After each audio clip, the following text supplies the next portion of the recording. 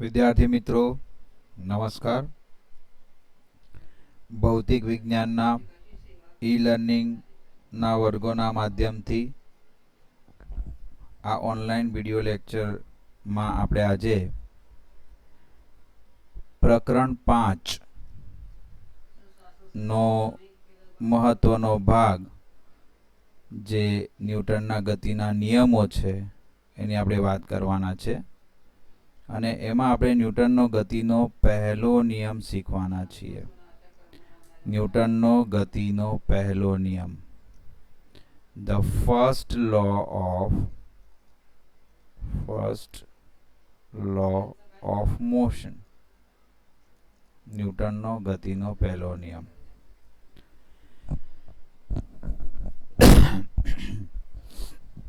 શરૂઆત ક્યાંથી થાય છે? શરૂઆત થાય છે ગેલિલિયોએ આપેલા વિચાર પરથી. ગેલિલિયોએ એકદમ સાદા વિચારો આપ્યા, પરંતુ ક્રાંતિકારી વિચારો આપ્યા. કારણ કે ગેલિલિયોએ જે વિચારો આપ્યા એના પરથી ભૌતિક વિજ્ઞાનના વિચારધારામાં કે થિયરીમાં બહુ મોટી ક્રાંતિ સર્જાઈ.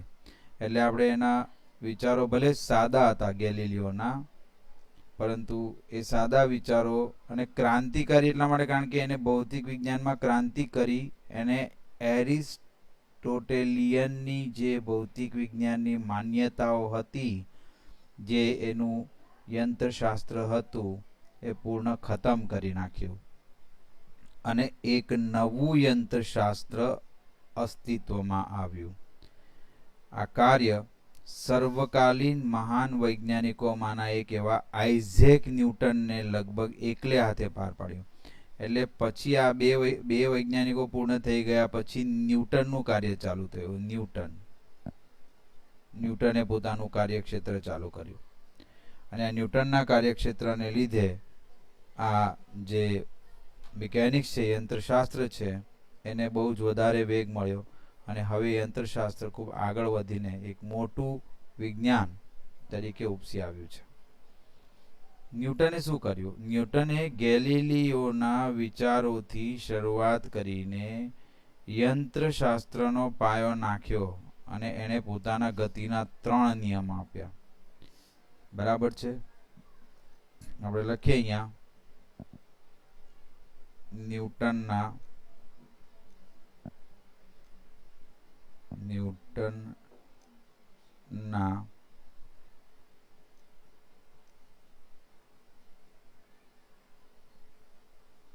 ગતિના નિયમો.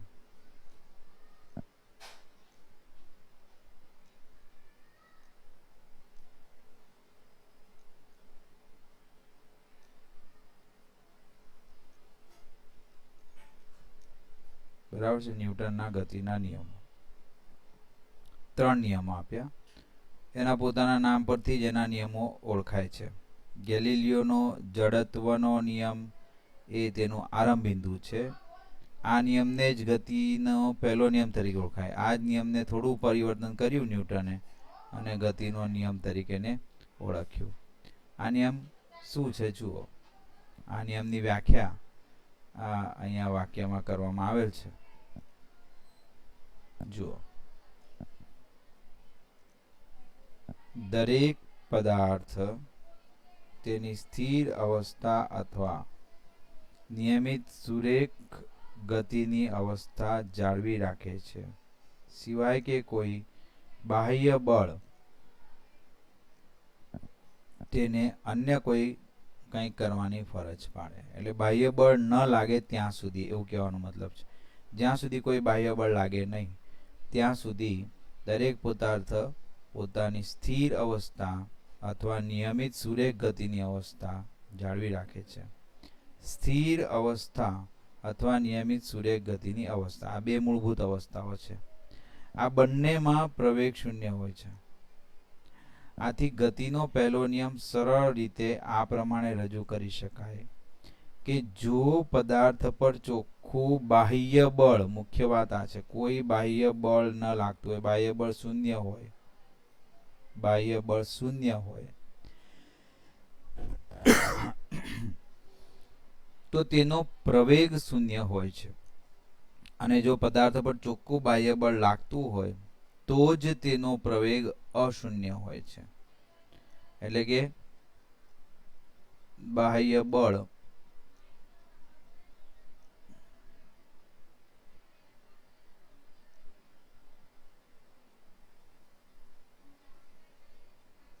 બાહ્ય બળ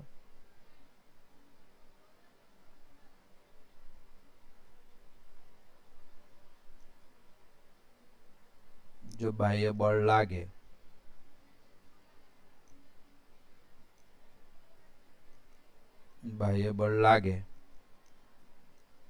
તો પ્રવેગ અશૂન્ય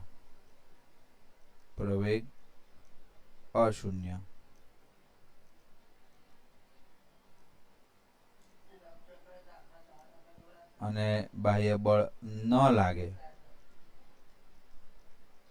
તો પ્રવેગ શૂન્ય. આ વસ્તુ આપણે યાદ રાખવાની. બરાબર છે.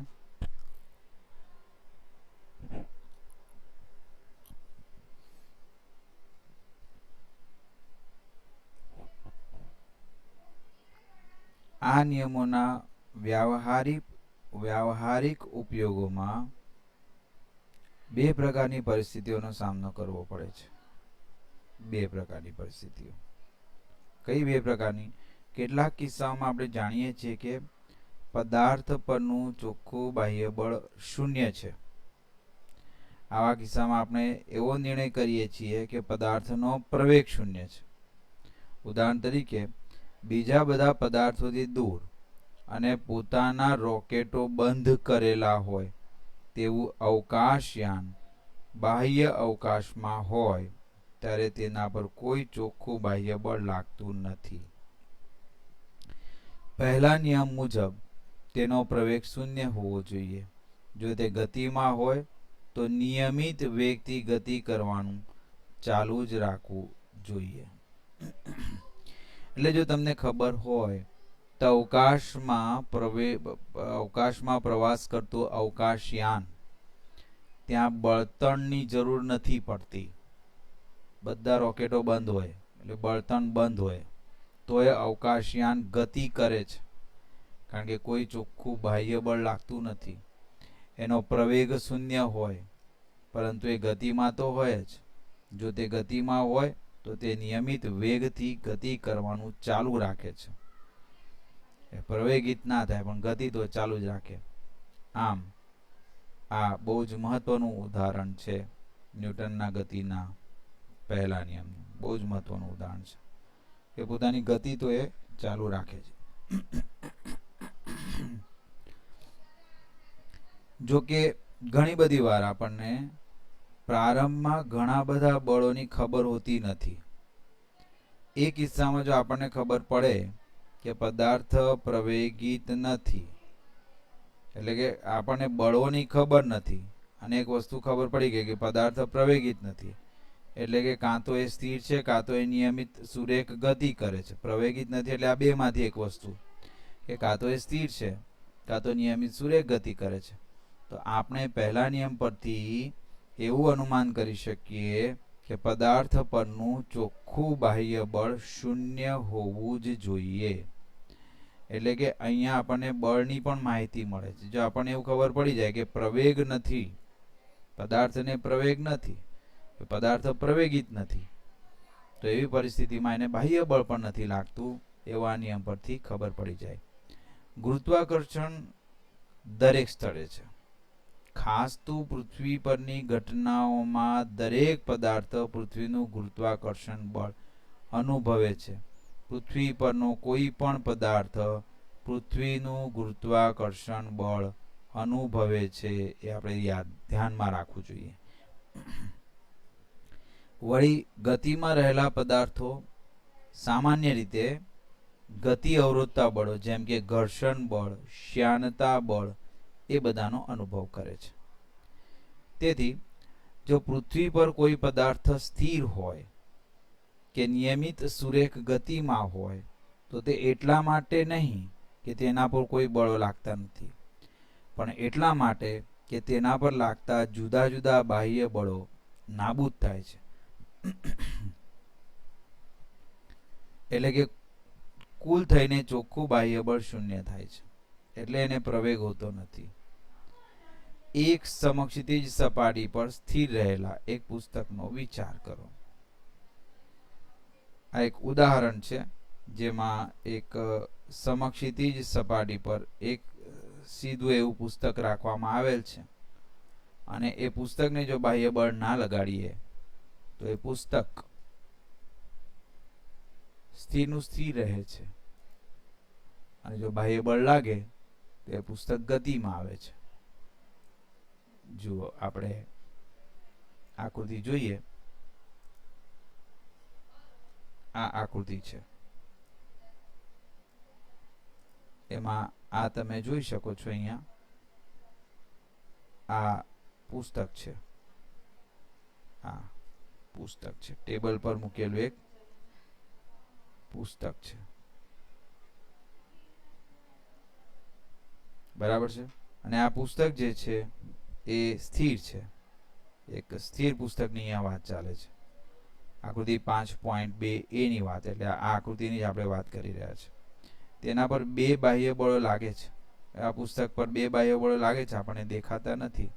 એક બાહ્ય બળ છે ગુરુત્વાકર્ષણને લીધે લાગતું બળ, એટલે એનું પોતાનું વજન. એ બળ જે છે એ સામાન્ય રીતે અધો દિશામાં હોય. એ બળ જે છે સામાન્ય રીતે આવી રીતે નીચેની દિશામાં હોય. mg વજન બળ, અને આપણે mg વડે દર્શાવતા હોઈએ, બરાબર છે. એને વજન બળ કહેવાય. સામાન્ય રીતે mg જે છે તે અધો દિશામાં હોય.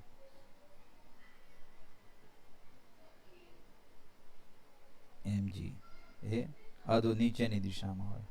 અને બીજું છે ટેબલ દ્વારા પુસ્તક પર લાગતું ઉર્ધ્વ દિશામાંનું લંબ બળ r. એ r ઉપરની તરફ હોય. આ બળ જે છે એ ઉપરની તરફ લાગે છે.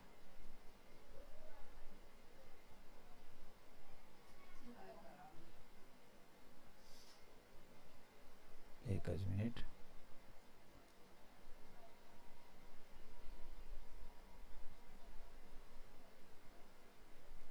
એ ઉપરની તરફ લાગે છે.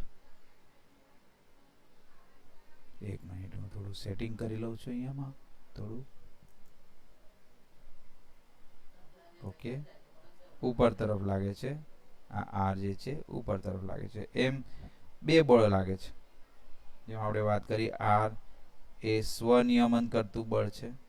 ઉપર સ્વનિયમન એટલે જેટલું mg છે ને એટલું જ આર લાગે, આર એટલું જ લાગે, આરમાં ફેરફાર ના થાય.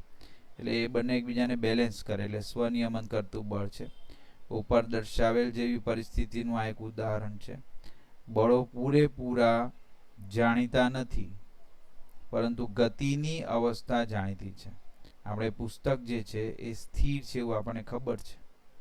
તેથી આપણે પહેલા નિયમ પરથી નિર્ણય કરી શકીએ કે r નું માન w ના માન જેટલું છે.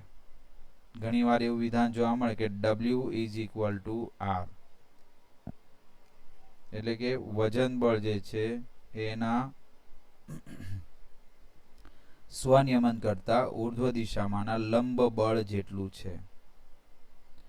એટલે અહીંયા w ને આપણે એક બળનું નામ આપીએ છીએ. w બરાબર વજન બળ. વજન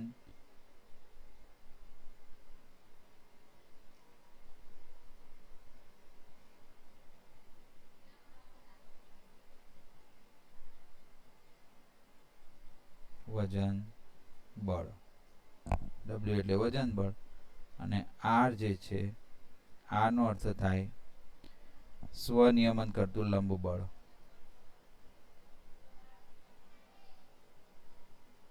સ્વનિયમન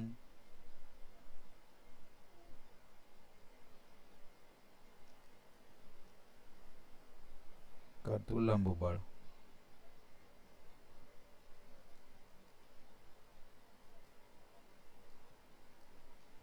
આવી રીતે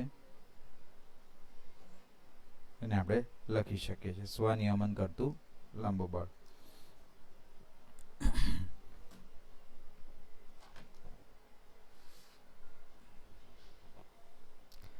તો આ એટલા માટે થાય છે કે કોઈ નેટ બાહ્ય બળ એટલે કે એમાં ગતિ નથી, પ્રવેગિત ગતિ નથી, એટલા માટે આપણે કહી શકીએ કોઈ બાહ્ય બળ લાગતું નથી. એટલે કે W બરાબર R હોવાથી બળો નાબૂદ થાય છે, કોઈ બાહ્ય બળ લાગતું નથી અને તેથી પુસ્તક સ્થિર રહે છે. બરાબર છે. તો આપણને એવું લાગે છે કે W બરાબર R હોવાથી બળો નાબૂદ થાય છે અને તેથી પુસ્તક સ્થિર રહે છે, એવું વિધાન આપણને જોવા મળે છે. પણ આ તર્ક સાચું નથી, આ અસત્ય છે. સાચું વિધાન શું છે? પુસ્તક સ્થિર હોવાનું જણાતા પહેલા નિયમ મુજબ તેના પરનું ચોખ્ખું બાહ્ય બળ શૂન્ય હોવું જ જોઈએ. આ દર્શાવે છે કે લંબબળ R વજન બળ W જેટલું અને વિરુદ્ધ દિશામાં હોવું જોઈએ. એટલે W બરાબર R હોવાથી સ્થિર છે એવું નહીં, પરંતુ કુલ બાહ્ય બળ શૂન્ય હોય છે, એટલા માટે W નું મૂલ્ય અને R નું મૂલ્ય બંને સરખા હોય એ જરૂરી છે. તો જ બંને એકબીજાની અસરને નાબૂદ કરે. એટલે બંને એકબીજાથી સરખા અને એકબીજાની અસરને નાબૂદ કરનારા હોવા જોઈએ. સ્થિર સ્થિતિમાં શરૂ કરતા ઝડપ પ્રાપ્ત કરતી અને પછી સીધી લીસી સડક પર નિયમિત ઝડપથી ગતિ કરતી કારનો આપણે વિચાર કરો. એ બી આકૃતિમાં આવી એક કાર દર્શાવેલી છે. આ કારની વાત ચાલે છે. એ કાર આકૃતિમાં દર્શાવેલી છે, તમે જોઈ શકો છો. તો આ કારની પરિસ્થિતિમાં શું થાય? જ્યારે કાર સ્થિર હોય ત્યારે તેના પર કોઈ ચોખ્ખું બળ લાગતું નથી. જ્યારે તે ઝડપ પકડે છે ત્યારે તે પ્રવેગિત થાય છે. આવું કોઈ ચોખ્ખા બાહ્ય બળને લીધે જ બનવું જોઈએ અને તે બાહ્ય બળ જ હોવું જોઈએ, તે બરાબર નોંધો. કારનો પ્રવેગ કોઈ પણ આંતરિક બળ દ્વારા ગણી શકાય નહીં. આ બાબત કદાચ આશ્ચર્યજનક લાગે, પણ એ વાત સાચી છે. સડકને સમાંતર કોઈ પણ વિચારી શકાય તેવું બળ હોય તો તે ઘર્ષણ બળ છે. આ સડક છે ધારો કે, અને આના પર તમારી આમ કારના આ બે પાંડા છે, અને આવી રીતે આ તમારી મોટર કાર જે છે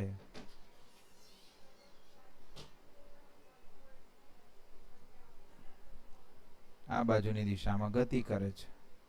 એની આપણે બારી બનાવી દે આવી. આ કાર આમ ગતિ કરે છે, આ એનું પાંડું છે. તો આ ગતિ આ બાજુ હોય તો પાંડાને આ બાજુ બળ લાગે છે, ઘર્ષણ બળ.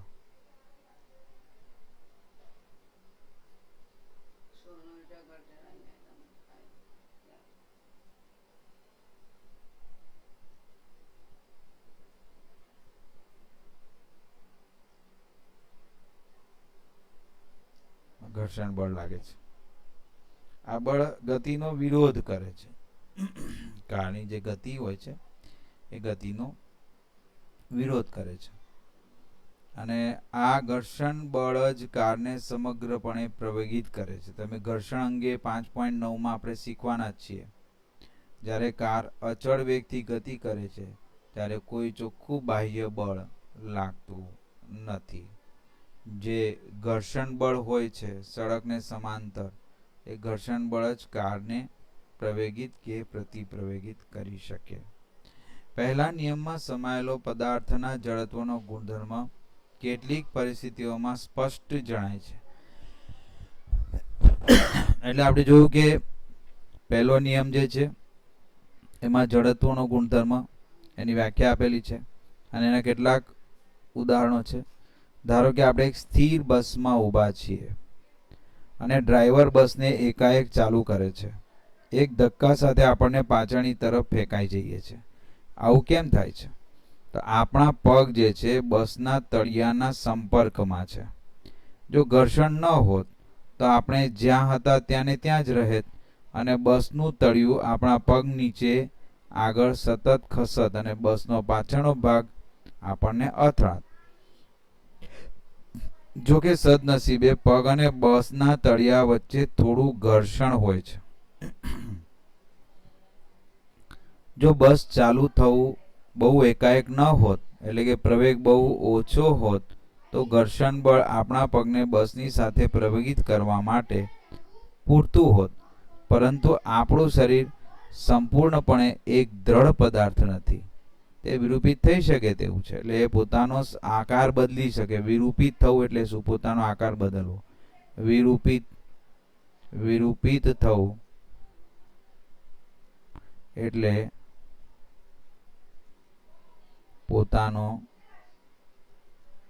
પોતાનો કદ કે આકાર બદલવો.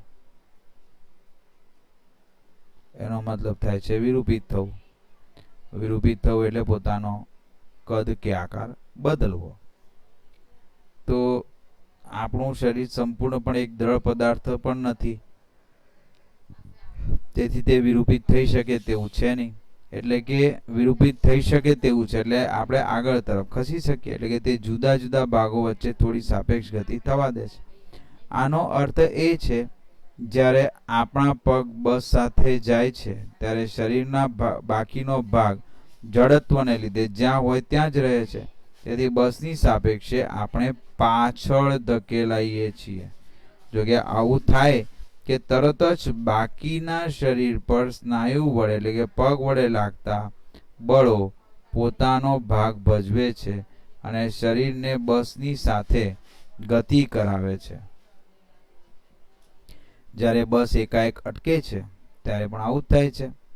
આપણા પગ ઘર્ષણ કે જે પગ અને બસના તળિયા વચ્ચે સાપેક્ષ ગતિ થવા દેતું નથી, તેને લીધે અટકે છે. પરંતુ બાકીનું શરીર જડત્વને લીધે આગળ ગતિ કરવાનું ચાલુ રાખે છે.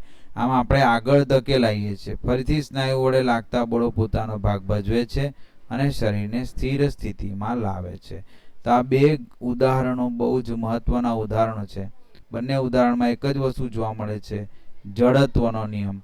જડત્વના નિયમને લીધે શું થાય છે કે કોઈ પણ સ્થિર પદાર્થ પોતાની સ્થિર સ્થિતિ જાળવી રાખે છે અને કોઈ પણ ગતિમાન પદાર્થ ગતિમાં હોય તો પોતાની નિયમિત વેગથી ગતિ જાળવી રાખે છે. જ્યાં સુધી કોઈ બાહ્ય બળ લાગતું નથી ત્યાં સુધી પદાર્થ પ્રવેગિત થતો નથી કે પોતાના વેગમાં કોઈ ફેરફાર કરતો નથી. આના આધારે એક ઉદાહરણ છે. ઉદાહરણ 5.1 100 મીટર સેકન્ડ -2 ના અચળ પ્રવેગથી બાહ્ય અવકાશમાં ગતિ કરતા એક નાના અવકાશયાનમાંથી એકાએક અવકાશયાત્રી છૂટો પડે છે. અવકાશયાનની બહાર આવ્યા પછી ક્ષણે તેનો પ્રવેગ કેટલો હશે? એવું ધારો કે નજીકમાં તેના પર ગુરુત્વાકર્ષણ લગાડતા કોઈ તારાઓ હાજર નથી. તેની પર ગુરુત્વબળ લગાડતા કોઈ તારા નજીકમાં નથી અને નાનું અવકાશયાન તેના પર અવગણ્ય ગુરુત્વાકર્ષણ બળ લગાડે છે. તેથી અવકાશયાનમાંથી બહાર નીકળતા તેના પર કુલ ચોખ્ખું બળ 0 હોય છે. એટલે ગતિના પહેલા નિયમ મુજબ અવકાશયાત્રીનો પ્રવેગ 0 બની જાય છે. એટલે કે કોઈ પણ જાતનો પ્રવેગ તેના પર લાગતો નથી. મિત્રો, આ પોઈન્ટમાં આપણે આ મુદ્દાની અંદર આપણે ન્યૂટનનો ગતિનો પહેલો અતિશય મહત્વનો નિયમ જોયો. નિયમ જે છે એ જડત્વની વ્યાખ્યા આપે છે અને જડત્વ એ કોઈ પણ પદાર્થનો આંતરિક ગુણધર્મ છે. કોઈ પણ પદાર્થ જેને દળ હોય છે, સાધારણપણે જેને દળ હોય છે એને જડત્વ પણ હોય છે. જડત્વ અને દળ આપસમાં એકબીજા જોડે સંકળાયેલા છે.